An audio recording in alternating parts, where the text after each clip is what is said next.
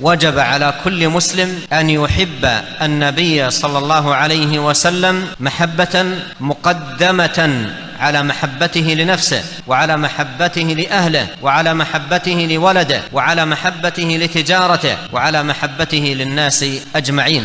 قد جاء في الصحيحين أن النبي صلى الله عليه وسلم قال: لا يؤمن أحدكم حتى أكون أحب إليه من والده وولده والناس أجمعين. وثبت في صحيح البخاري عن عمر بن الخطاب رضي الله عنه قال: قلت يا رسول الله والله لأنت أحب إلي من كل شيء إلا من نفسي.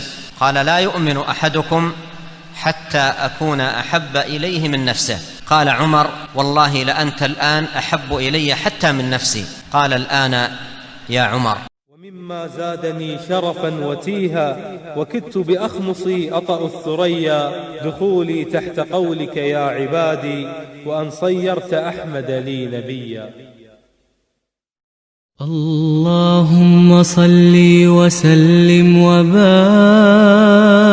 على سيدنا محمد وعلى